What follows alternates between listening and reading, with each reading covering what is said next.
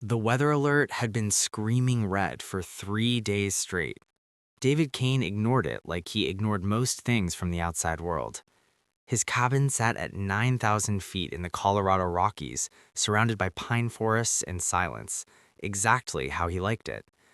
The nearest town was 40 miles down a winding mountain road that became impassable 6 months out of the year. He'd bought this place 4 years ago with his military discharge pay, looking for somewhere to forget. Forget the screaming, the blood, the faces of soldiers he couldn't save.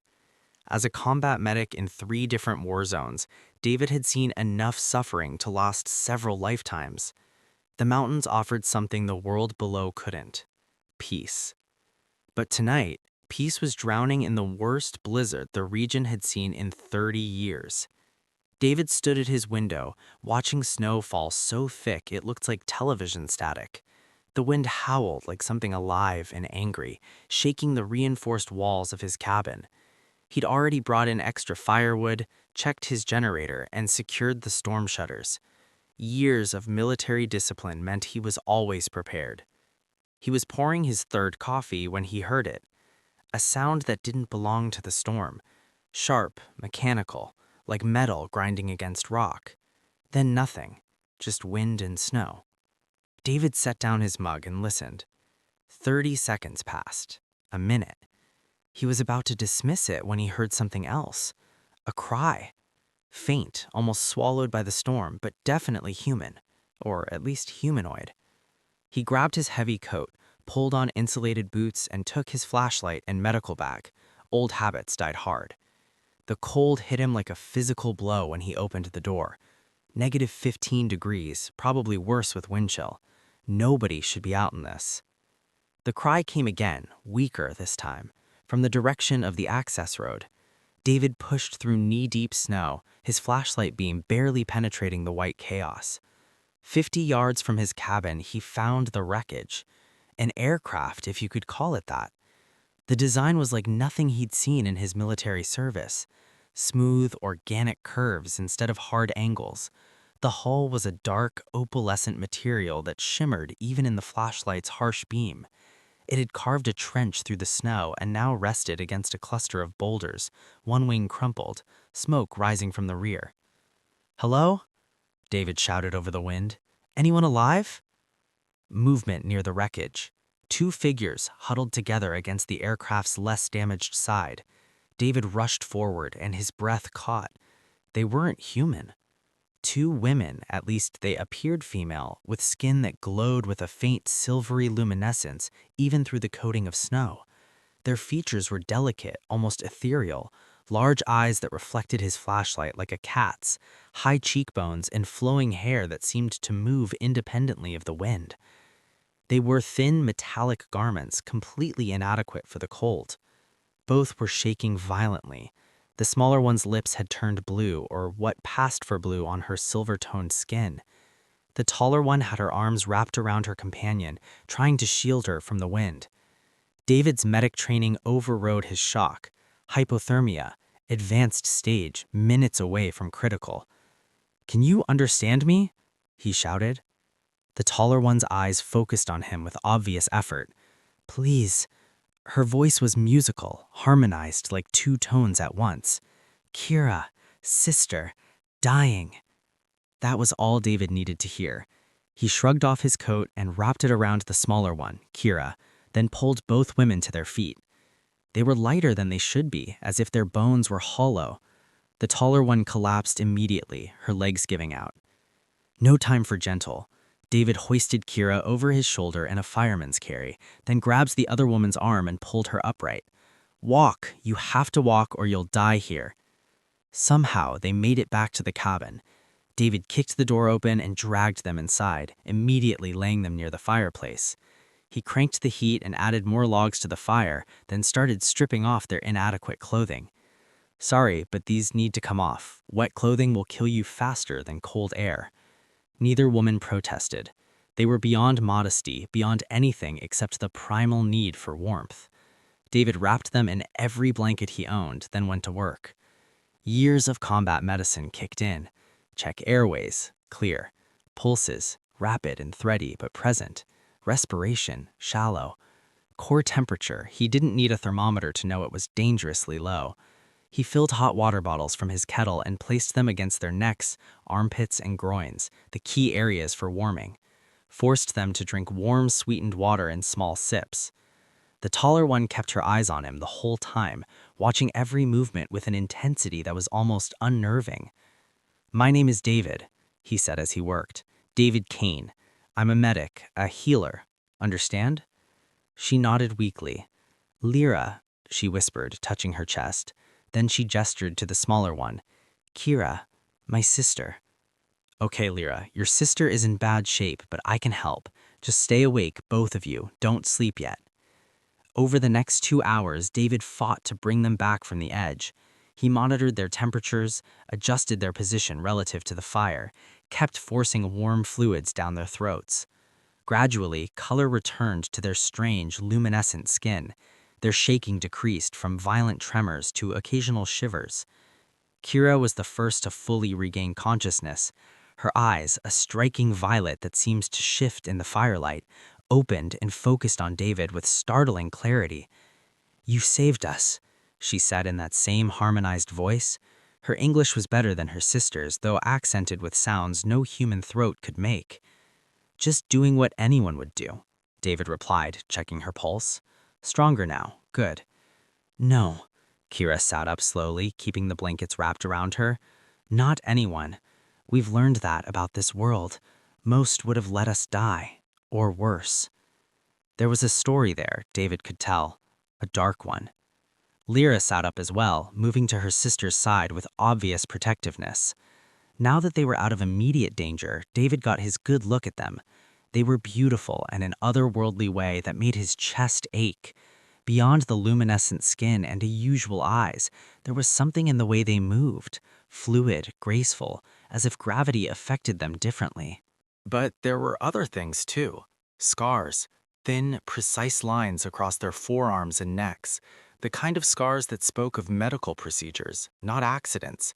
And at the base of each of their spines, a small, dark device embedded under the skin, implants of some kind. "Where are you from?" David asked, settling into his chair across from them. "And what were you running from in weather like this?" The sisters exchanged a look, one of those wordless communications that siblings perfected over years together. "We are Lunari," Lyra said finally, "from a world you would call Titan, one of your Saturn's moons. But we were not there. We were—" She struggled for the word. "Prisoners," Kira finished, her voice hard. "For 3 years, in a place underground. They called it a research facility, but it was a cage." David felt anger kindle in his gut. "Who held you prisoner?" "Humans," Kira said flatly. "A corporation. They took us when our diplomatic shuttle landed in your Pacific Ocean, said we were unregistered aliens and potential biological threats. Then they made us disappear." "They studied us," Lyra continued, her voice barely above a whisper. "Cut us, tested us, took samples. We were not people to them, just specimens." David's hands clenched into fists. He'd seen too much cruelty in his military service, but this cut differently. These women had come in peace and been answered with torture. "The tracking devices," he said, gesturing to the implants on their spines. "They'll use those to find you." Both sisters nodded grimly. "Can you remove them?" Kira asked. "We tried, but they are buried too deep. We do not have the tools." David stood and retrieved his medical kit, not the basic first aid supplies, but the advanced field surgery equipment he'd kept from his service days. Technically illegal for a civilian to possess, but he'd never been good at following rules that didn't make sense. "I can do it," he said, "but it's going to hurt, and you'll have to stay absolutely still. The devices are near your spinal column. One wrong move and I could paralyze you." "We trust you," Lyra said simply. Those 3 words carried a weight that made David pause. These women had been betrayed by his species, tortured and experimented on, yet they were willing to trust him with their lives based on nothing more than the fact that he'd pulled them from the snow. He spent the next hour performing the most delicate surgery of his life. The implants were sophisticated, military-grade tracking devices with built-in vitals monitors and, disturbingly, what looked like shock delivery systems. control collars disguised as medical monitors. When he finally extracted the second device from Kira's spine, both women sagged with relief so profound it was almost palpable.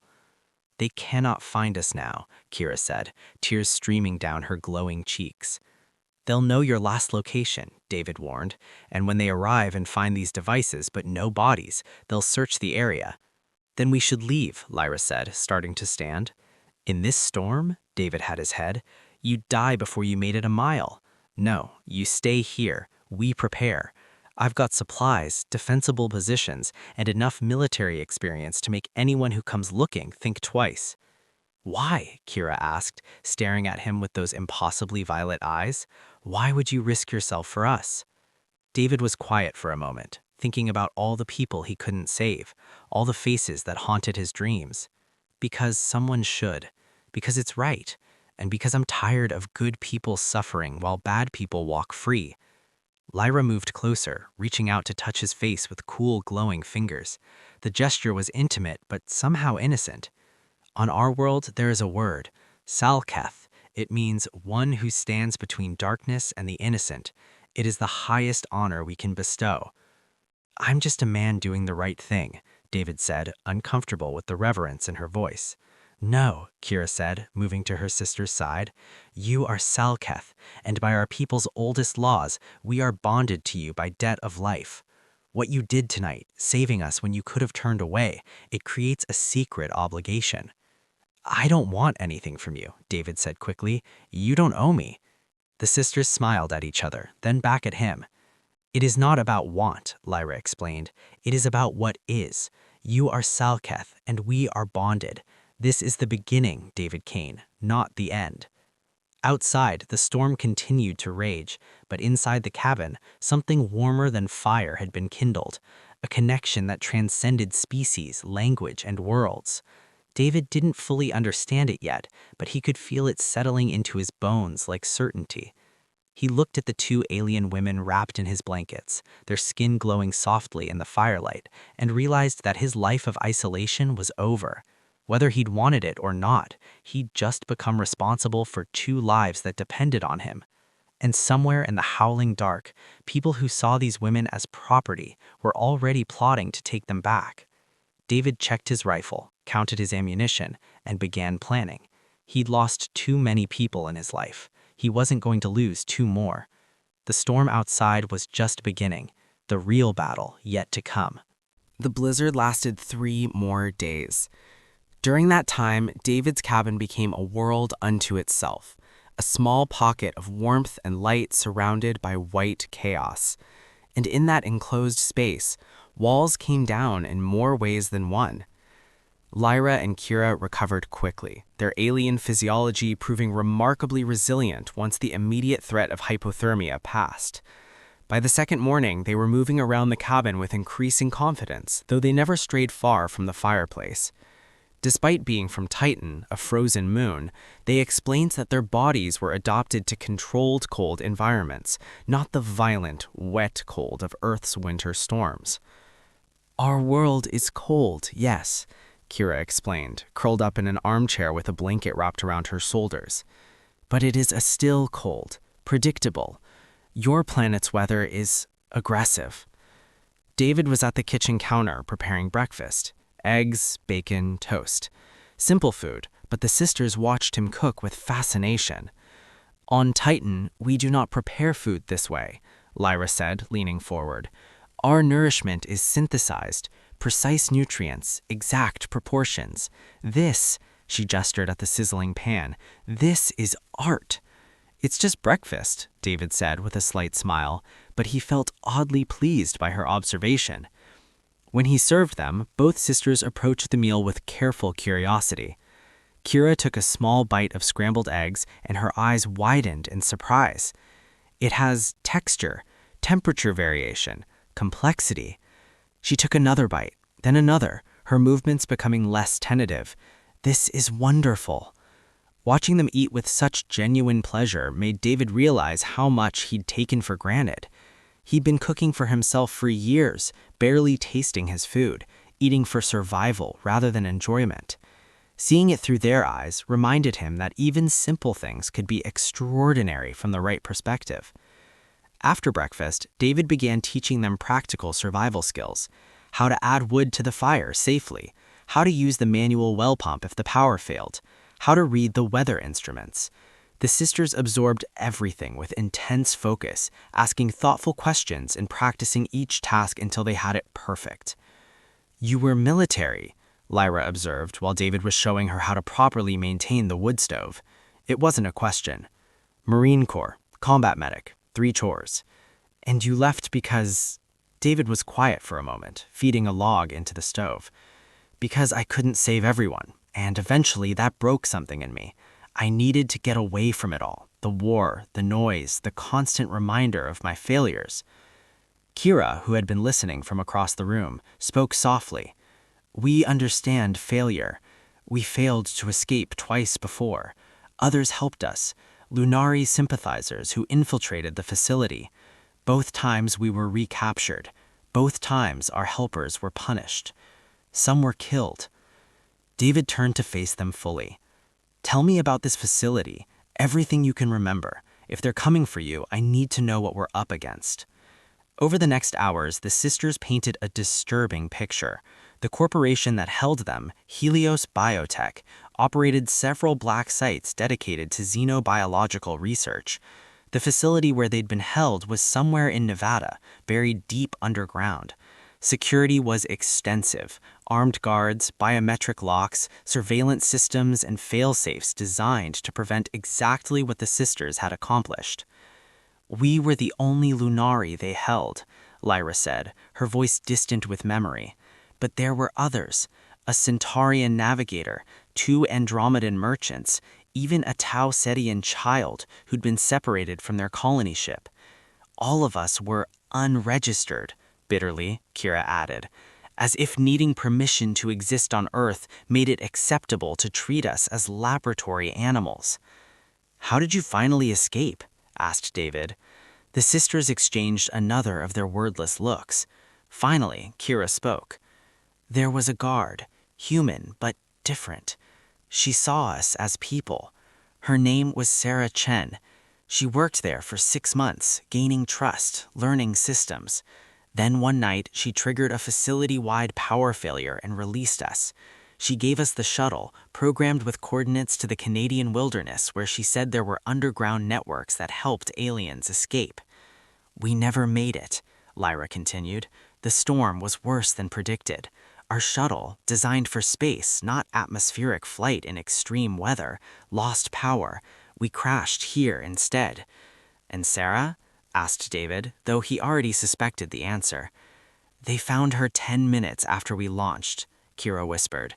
"The last transmission she sent us was her screaming." The cabin fell silent except for the crackling fire. David felt the familiar weight of survivor's guilt settle over him, a weight that you knew the sisters felt too. Someone had to die so they could live. That kind of debt never went away. You just learned to carry it. "She didn't die for nothing," David said firmly. "You're alive. You're free.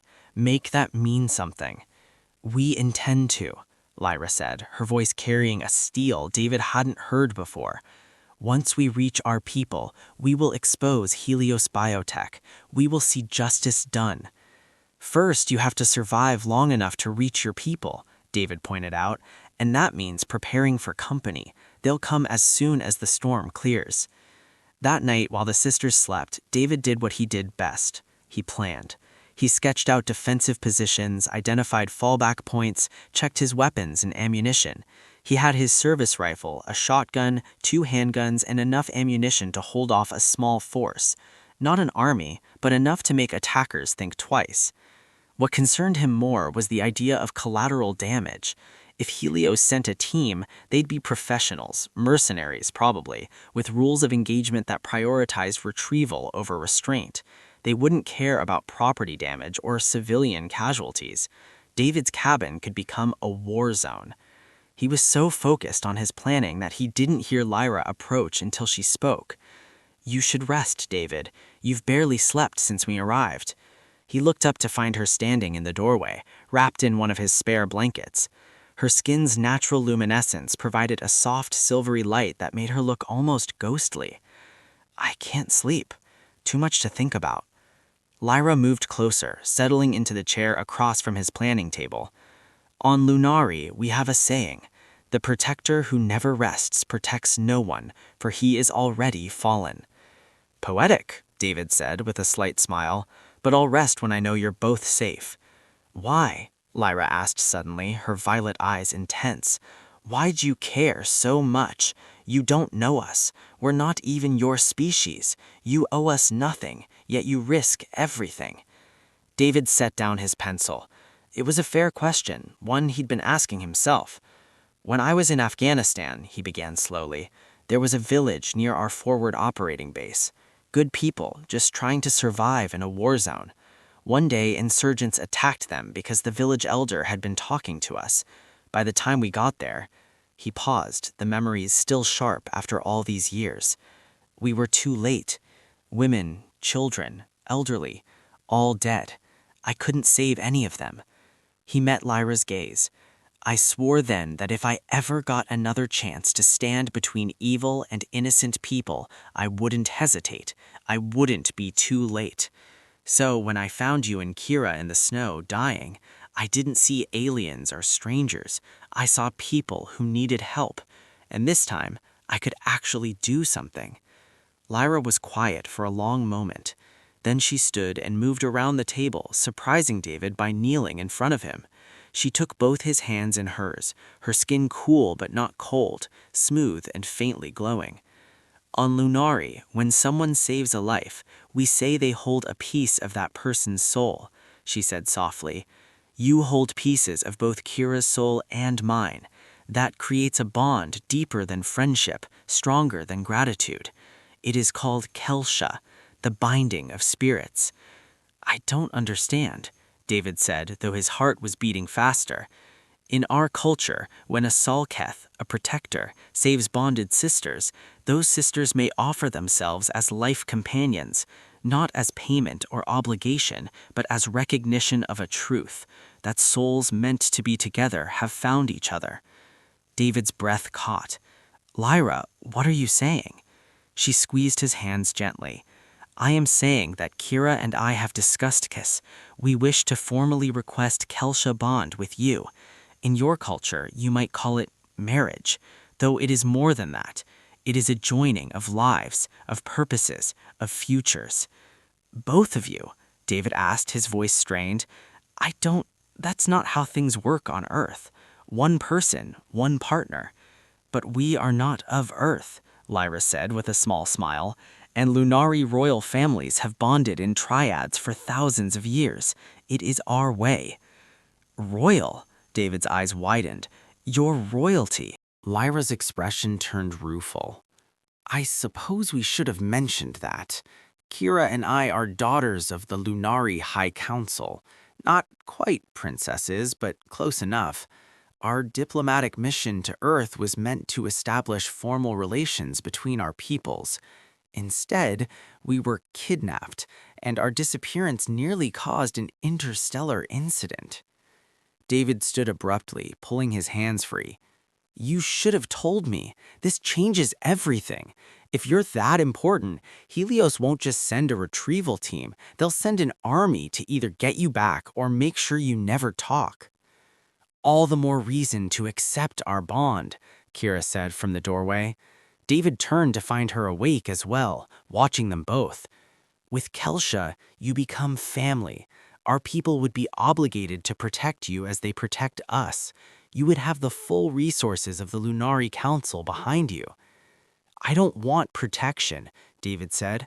I want you both safe, and dragging me into some interspecies political mess isn't... He stopped as Kira suddenly gasped, her hand going to her chest. Her skin, which had been glowing steadily, began to flicker erratically. Kira! Lyra rushed to her sister's side as Kira collapsed. David was right behind her, his medic training taking over. What's happening? He demanded, checking her pulse. It was racing, irregular. The experiments, Lyra said, her voice tight with fear. They injected us with something. They said it was to stabilize our biology for Earth's environment, but sometimes Kira has reactions. Her body tries to reject it. Kira was convulsing now, her skin's luminescence going from silvery to a sickly green. David had seen enough allergic reactions to know this was bad, potentially fatal. "What do you normally do?" he asked, already calculating treatments. "We had medication, synthesized on Lunari, but it was in the shuttle and the shuttle's buried in snow. Damn it." He ran to his medical supplies, mind racing. Lunari physiology is different from human, but the principles of allergic reaction should be similar. Antihistamines wouldn't work, their biochemistry was too different, but he had epinephrine, corticosteroids, and his field surgery kit. "Lyra, I need you to tell me everything you know about that medication. Chemical composition, delivery method, dosage, anything." Over the next 30 minutes, David worked with intense focus, using what Lyra knew about Lunari medicine and his own medical knowledge to create a treatment protocol. It was improvisation at its most desperate, mixing human medications in ratios that should theoretically work with Kira's alien biochemistry. He administered the first injection, and they waited. Kira's convulsions continued, her skin's color worsened. "Come on," David muttered, preparing a second dose with slightly different ratios. "Come on, Kira, fight it." The second injection went in. More waiting. Lyra held her sister's hand, whispering in their musical Lunari language. David monitored vitals, adjusted dosages, kept working. Finally, after what felt like hours but was probably only 20 minutes, Kira's convulsions began to ease. Her skin's color slowly returned to its normal silver glow. Her breathing steadied. David sagged with relief, only then realizing he was drenched in sweat. "She's going to be okay, but we need to monitor her closely. If she has another episode, I might not be able to improvise a solution." Lyra looked at him with tears streaming down her glowing cheeks. "You saved her again. You took a chance with medicines you didn't fully understand, risking making it worse, but you tried anyway." "It's what I do," David said simply. Kira's eyes fluttered open. She was weak but conscious. "David," she whispered, "I heard you telling me to fight." She reached out with a trembling hand and touched his face. "I fought for you." Something broke inside David at those words. These two women, alien, royalty, caught in a nightmare not of their making, had somehow decided he was worth fighting for, worth bonding with, worth trusting with their lives and their futures. He looked at Lyra, then at Kira, and saw not aliens or princesses or political complications. He saw two people who had been through hell and somehow still had the capacity for hope, for trust, for love. "The Kelsha bond," he said slowly. "What would it actually mean? What would I be agreeing to?" Lyra's eyes widened with hope. "It means we face everything together. Your burdens become ours. Our burdens become yours. We protect each other, support each other, build a life together. On Lunari, it is the deepest commitment one can make." "And if I'm not Lunari, if I'm just a broken down human who lives in a cabin to avoid the world?" "Then you're perfect," Kira said with a weak smile, "because we're just broken down Lunari who've forgotten how to trust the universe. Maybe we can fix each other." David sat back, looking at both of them. Outside, the storm was finally dying down, which meant their enemies would be coming soon. He could send the sisters away, try to hide them somewhere else, keep his distance emotionally. Or he could do what his heart was telling him to do, what it had been telling him since he pulled two freezing aliens from the snow and decided they mattered.